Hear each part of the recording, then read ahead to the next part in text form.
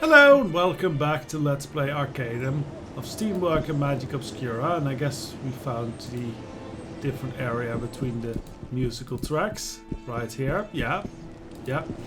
Okay, interesting. Well, we are back at Durant, and well, we have equipped Jeffrey with the proper garb and leveled him up with using Educator Stone. So now everyone is level 45. And most people here in the party seems to like us quite a bit.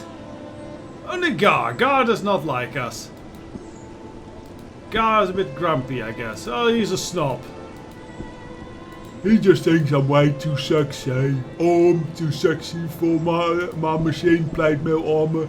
Too sexy for my helmet of perception. Too sexy by far. Anyways, we were going to get ourselves familiarized with Jeffrey. Hello, let's have a chat with Jeffrey. What is it you're bothering me with now? I got some questions about you, Jeffrey. Yes, I suppose I could answer a few trivial questions. Oh, okay. Do you know about Victor Misk? Victor Misk? Yes, the name is familiar. Fairly respected collector of books, unless I'm quite mistaken, which I rarely am. I believe the fellow lives in Caladon. Just no accounting for some men's tastes. So yes, he would be quite helpful. What is it you're bothering me with now? So... Yes, I suppose I could answer a few trivial questions. So what do you know about Terendon? What do I know of this place? This is Tarant. What don't I know of it? Full of barbarous technologists and uncultured laborers. The whole damn city screams new money. You'll be hard-pressed to find a decent cup of tea in this place. Not to mention, they're not very fond of magical types like myself. Yeah, I think Jeffrey is a hoot. What is it you're bothering me with now? Can I see your stuff? Or your skills? Yeah, so Jeffrey is quite good at his style. He has high constitution, very high intelligence. His willpower is surprisingly low for a magic user. Otherwise, he just has a little bit of melee. It's not his important quality, but yeah, he is a good mage. And if we look at his known spell list, he is very high in Necromancy Dark, goes all the way up there. He levels up quite far in lightning powers, in force, and I believe he also is, fully skilled in fire. So he should be a very good offensive mage. Let's see, we have restocked on potions, so that is good for what we need. We could put like a perception in here. There we go. And let's see, what do we have? I think we want to look at maybe also crafting some swords. So I don't know because now we have enough skill that I believe we can make envenomed swords, which might be better than what we got right now. I actually switched to a charged sword this time. I guess it's on the smithing. Envenomed sword, 75. Making strong poison. Do we have that? We're at 50, so 20, that puts us at 70. So we need one more skill. We need hallucinate for to be really enough masters of medicine or chemistry. Now that we got Jeffrey about, I think it's time we maybe head to Caladon and start going upon our main quest again. See what we can solve. So we need to take a boat to Caladon because we don't have teleportation magic. As I said in the previous episode, I think in future playthrough where I play a more magic-y character, not for the recording, but you know, for my own enjoyment, I might actually learn the teleportation school of magic. Go up to the high levels with that, because that is quite handy with going around all around the place. Because then you can just take a map marker and just instantly teleport there. It saves a lot of time and effort. So we will be going, let's see. We now have 4 followers. I wonder if we get one more charisma, if that will be 5. Because there is a way for us to get more charisma. You know what? Let's just explore that way of getting more charisma. I've not been using that during the quest, but I could have. Because there is one secret here in Torrent I did not know about until I went through walkthroughs and everything. Never saw it. Of how to get another interesting point of charisma. And for that we need to go visit the Panari Temple. Which we are on our way to do now.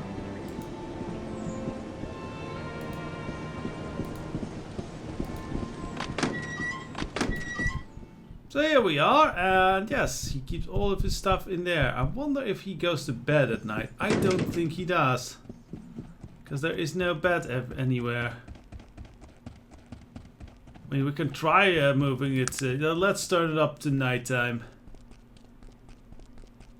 Hello, I'm just gonna wait in the church till it's like deep in the night or something, right? I need to do midnight meditations.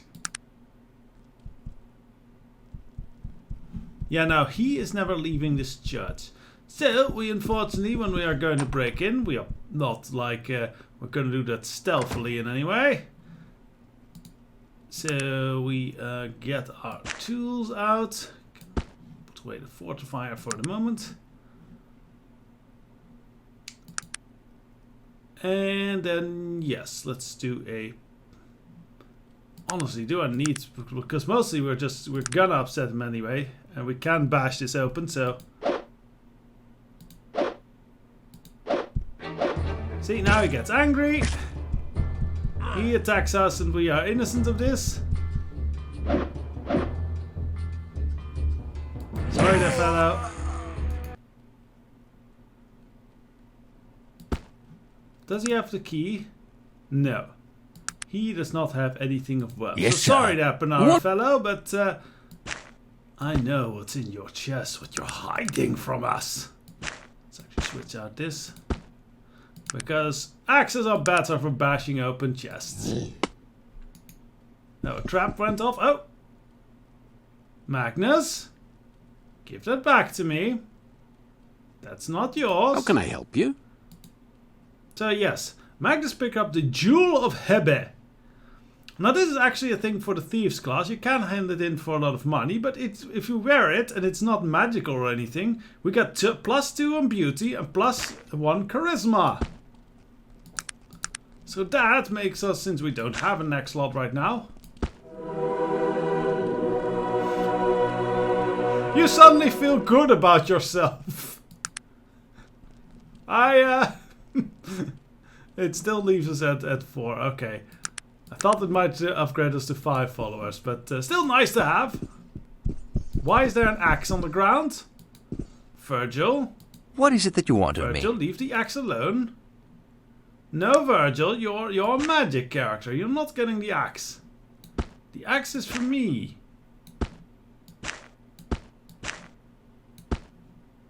There you go. That's way too heavy for you, but you insist on using that sword. Yes, sir. I'll just give this sword, this axe back. And we will get back with the lightning saber. Ah, that's a joke there. But yes, now we're even more beautiful and charismatic. We're actually of average beauty now. Which should actually mean that Gar is now neutral to us. And all the rest of the party likes us a bit more. Hurrah! And we feel good about ourselves because we killed a priest.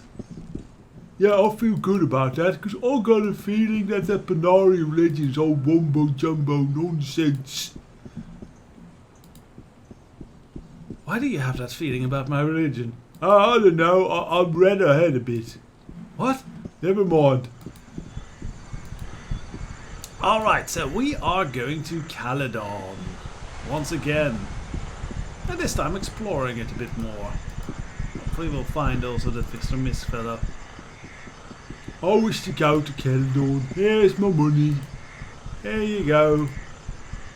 Let's go. Nowadays we could walk to Caladon, but that takes a long while. This is it easier, and we have plenty of money.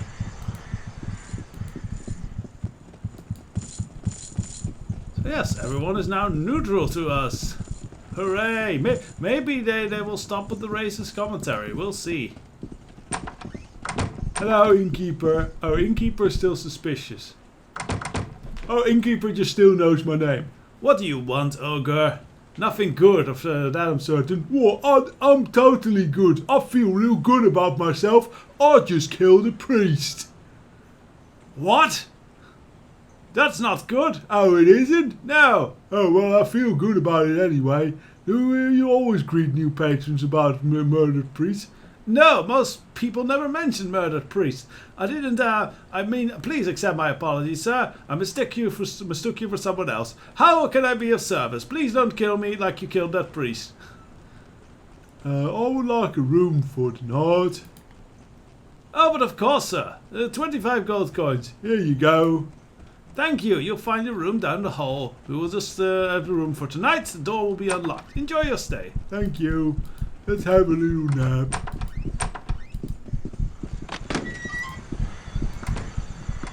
And let's rest until morning.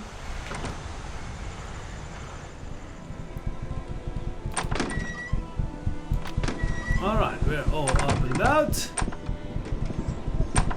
Let's actually ask some people about Victor Misk. They might know what it is. Who's this? Kitzel Pierce. I never heard of this person. A nice day. Why do I know his name? I have no clue. Hello, Kitzel. Oh, I did not recognize you at first glance. Tell me, do you have any news of Dudley? No. Oh, wait, this is the person we met in,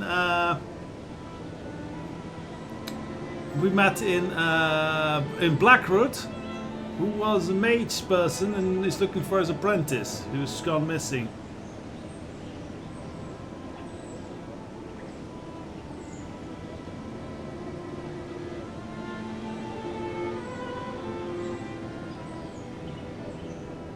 You're welcome.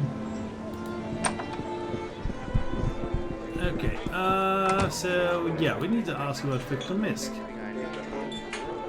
Like your acquaintance? Hello, bartender. Yes, hello. What can I do for you? He doesn't have anything about Misk. Okay, we don't want to go on random rumors right now. The innkeeper did. You've come to the wrong person, Ogre. No, I don't think so. Okay. He backpedals so swiftly. He is scared of us, big ogre, cyber ogre man. What do you tell me about Victor Misk? Absolutely nothing. Why are we thanking him for that? That wasn't helpful at all. Alright, next door. Anything cool here? No, not really.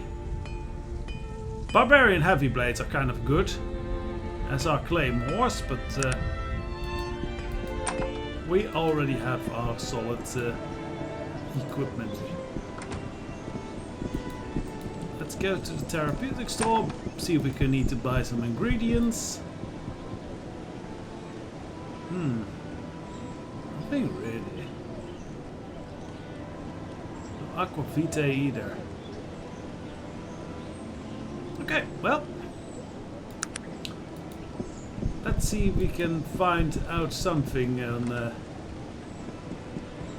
this Victor Misk. Maybe from random civilians. Hello!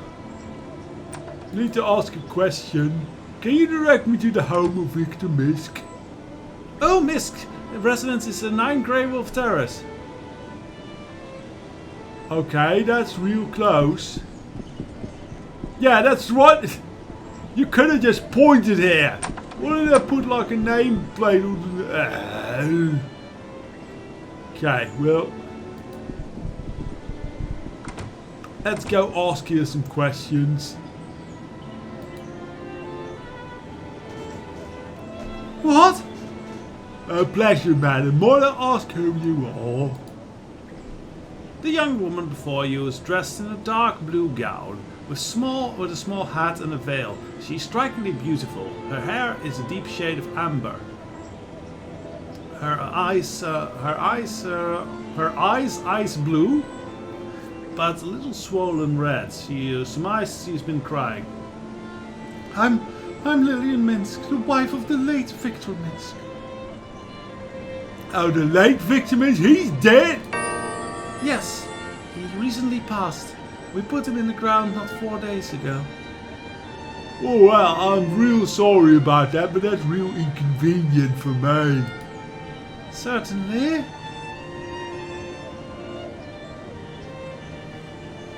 So we can ask some questions here. Could I ask you about Horror Among the Dark Elves? Yeah, I got that book, right? What would you like to know about that book? Do you still got a copy of it? No. Up until the last 2 weeks, Victor carried it on his person at all times. Then one day, he came home and told us that he had hidden it somewhere where only he and his old dad would know. We all thought it very strange, but by then, there wasn't much of Victor that wasn't. What can you tell me about Victor then? Why is he strange? What would you like to know about him? What happened to him? How did he die? He drowned. They found him down by the docks, washed up onto the shore. We hadn't seen him for days, but he had been that way for the past month. What do you mean by that way? Like the way of the Mando or something, where he never took his helmet off? Victor became unbalanced. In the last few moments of his life, he began having delusions, frequent anxiety attack, ever since they released that cursed book. You mean the Curse of Tsen-Ang by Celtic Wales? Yes.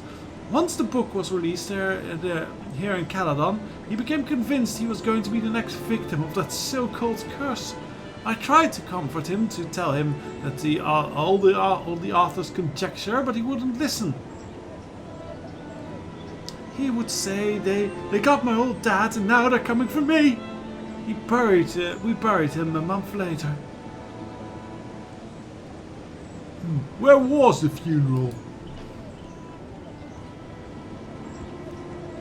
At the Caladon Cemetery, northwest of here, near the Panari Temple. Was there anything strange about the funeral? No, not that I remember. There were a few of our friends and servants and some family. I got a question about the book then. What would you like to know about the book? We know how it got out that Victor still owned the copy. Actually, we can ask. How did people know that Victor had a copy? Anger and eyes. I don't know. We had kept it secret for so very long. Only Victor and I knew. As well as some servants, but none of them had ever said anything. They're like family to us. We've always treated them so well. Maybe Mr. Wells paid one and have some for the information. Yes, I know. And we did ask some of them, but all denied complicity in the matter.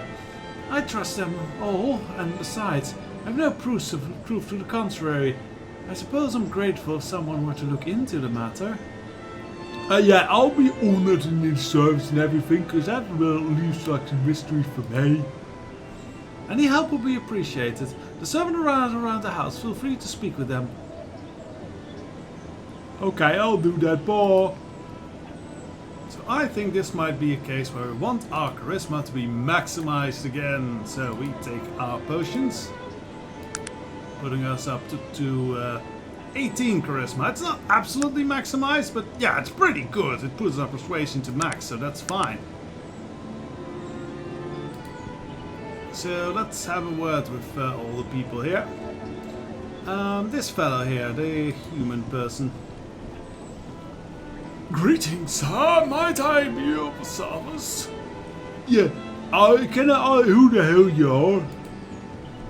Of course, sir. I am Wesley Carrington, butler here at the Misk household.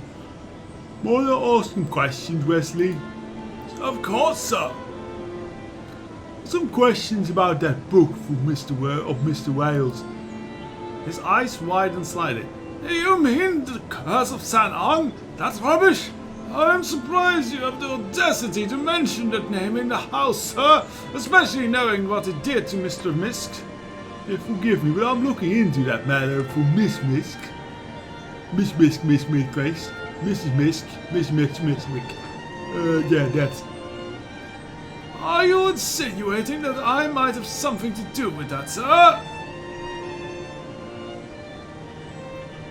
I didn't say that, Wesley, but perhaps you could be of help. He looks relieved. Good, good. I've been a loyal servant of the Misk for many years, and I hate to think Mrs. Misk didn't trust me any longer. Is there anything that you know that might help? He looks around, lowering his voice. I'm not one to talk bad about people, but if you are looking for a place to begin, I'd go no further than Brenda, the maid. She may not look it, but she's a half-orc. Just so you just never know. That's really interesting and fucking racist. Is there anything else you can tell me? No, it just infuriates me that someone would betray Mr. Misk. Yeah, that. I think I got infectious. Oh no. I hope you find out who's the responsible party. I'll do my best. So, okay. We have only one other servant, so let's have a chat with I suppose as well, already indicated half-orc villager. Hello, sir. How might I help you? Might I ask who you are? Yes, I am Brenda. I am Brenda, the maid. She seems to struggle with her words. She has a thick orcish accent.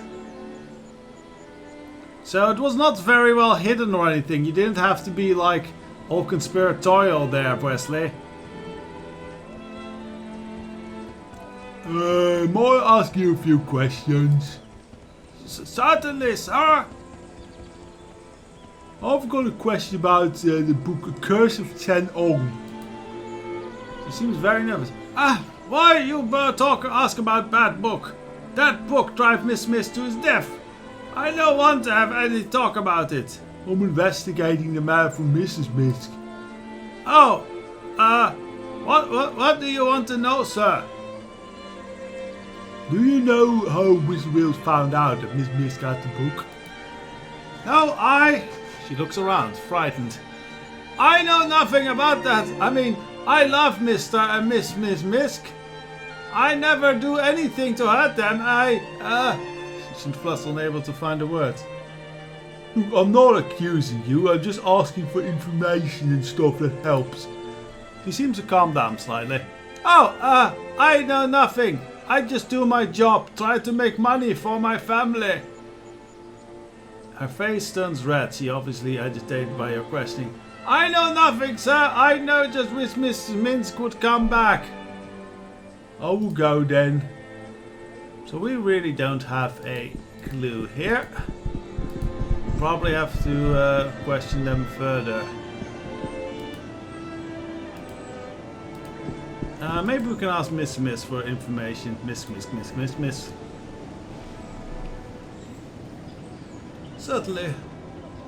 Can I ask about the book in the display case? Oh, that book is called The Book of Durin's Truth. Oh, that's interesting. An ancient dwarven tomb, I believe. It was one of Mr. Misk's most prized possessions. She dabs the corner of her eyes with her handkerchief. Yeah, I got like an ancient prophecy of a mysterious thing in a mine in a cave somewhere about that book. Yeah, that's a real good story. Anyway, can I buy it? Why on earth would you have need of that very book? Well, as I said, there's like the Ironclad, and then I like mysterious voices and stuff and recordings. Yes, that's a very interesting quest and sounds completely nuts. My friend, perhaps you might be interested in selling it after all. Are you interested in buying it? Sure. What are your price you thinking? Why don't we set the price at 2,000 gold pieces? More than a fair price considering the value. I don't think I like that price. 2,000, that's like too much. It's really in the thing. She gives you a shrewd stare. Business is business, my friend, and I don't think the 2 is a bad thing. It's like toodaloo and stuff, yes. And I don't think about obtaining a book any other means. The display case is most unpleasant lock mechanism, so you'll take the book or no. 2,000 at the price, take it or leave it. Fine, here you go. Still got 3,000 gold coins anyway. Thank you, here's the key to the display case. Take the book at your leisure.